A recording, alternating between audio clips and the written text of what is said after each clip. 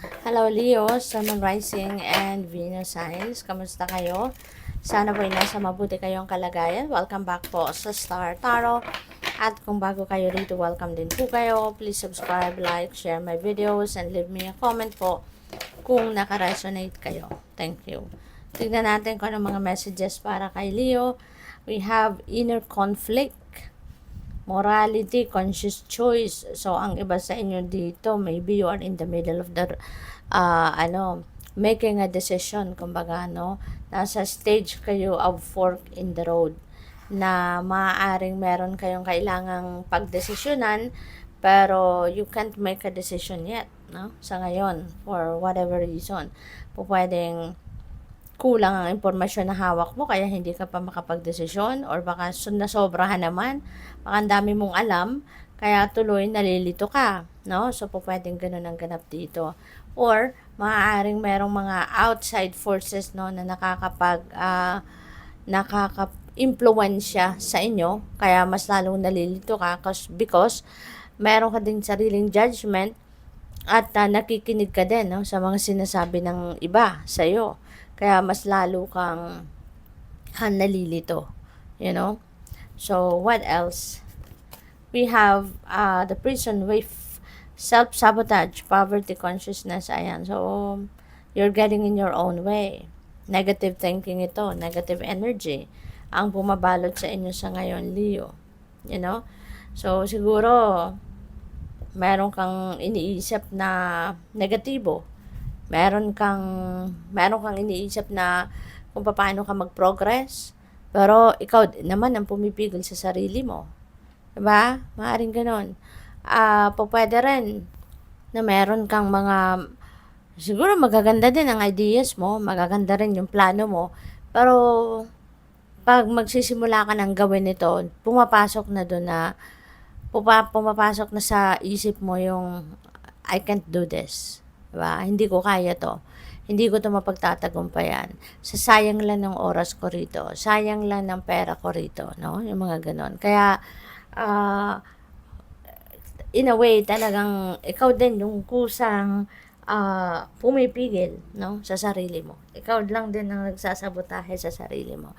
So, there could be a need dito para sa'yo na pag-isip-isip, no, magpag-isip-isipan mo, no, yung direksyon na gusto mong tahakin sa buhay. Okay?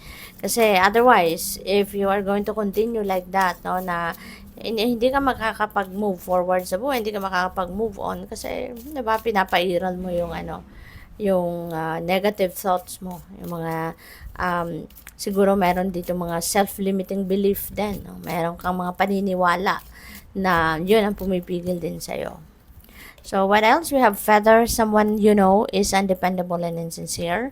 Ayan. So, siguro meron ka din madidiscover sa ngayon, ano? Someone na akala mo, mapagkakatiwalaan mo. Akala mo trustworthy siya. Pero yung pala ay hindi. Diba? Hindi pala siya mapagkakatiwalaan. Hindi pala siya totoo sa'yo. No? So, what else? We have bag, wow, something important such as new job or raise, no? Pwedeng may promotion din dito, 'di ba? Or baka merong i-offer din sa iyo ang employer mo ng mas marami or mas bonggang employee benefits, no? So maganda 'to, no? Magandang regalo ito para sa iyo ng divine. So what else? We have cobweb, protected from negative forces beyond your control. So you know what, wala kang dapat na ipag-alala, you know, you have nothing to fear, you have nothing to worry about, kasi may guarantee sa inyo ang spirit, no, na you are protected, lalo na doon sa mga negatibong, puwersa na hindi mo kontrolado, na hindi mo kayang, to, yung parang wala, yung powerless tayo regarding this, no, na kontrahin natin, kasi it could be, it will be thrown towards you ng ibang tao na in a way na hindi natin mababantayan. Yung parang ganun, no? So, wag kang mag-alala kasi you will be protected by the divine, no? And the rest of your spirit team. So, we also have broken wishbone. Wish will not be granted, no? So, meron kayong wish na hindi magagrant, hindi ibibigay sa iyo ng universe. And that is something na hindi mo dapat na ipag-alala or hindi mo dapat na ikalungkot. Kasi ibig sabihin nito na you are being saved, no, from something na hindi makakabuti para sa iyo. You're being saved by the divine dito sa isang sitwasyon or isang bagay na yan ay ikakasama mo lang. Okay? Kasi ganon ang universe, no? May mga bagay na i-deny siya sa atin. It's because it's not for our best interest, it's not for our highest good, it's not the best for us, or hindi yung para sa atin. 'Di ba? Kaya huwag kayong mag-alala. Ibig sabihin dyan, there is something way better than that na inihahanda ang universe para sa iyo. Kaya you just need to wait. You just need to wait and you just continue to pray and hope for the best. Okay? So, what else? We have pale time to get out of a situation. Ayan.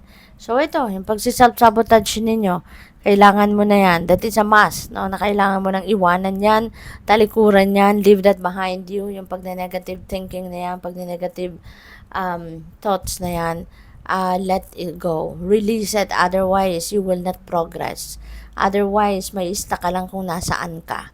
Kung isasabotahe or kung sasabotahiin mo yung sarili mo. Okay? So, what else? We have both. Increase your efforts if you want to achieve your goal. Ayan, napakagandang reminder din ito.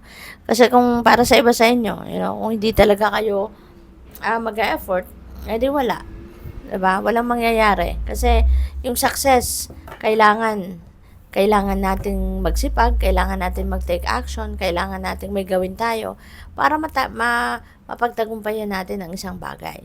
Diba? Kasi hindi naman yung success, hindi naman yan babagsak na lang sa lap natin, hindi naman yan babagsak na lang sa harap natin, diba?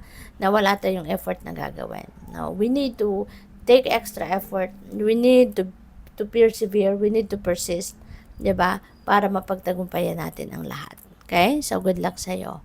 Thank you for watching Love and Light. Namaste.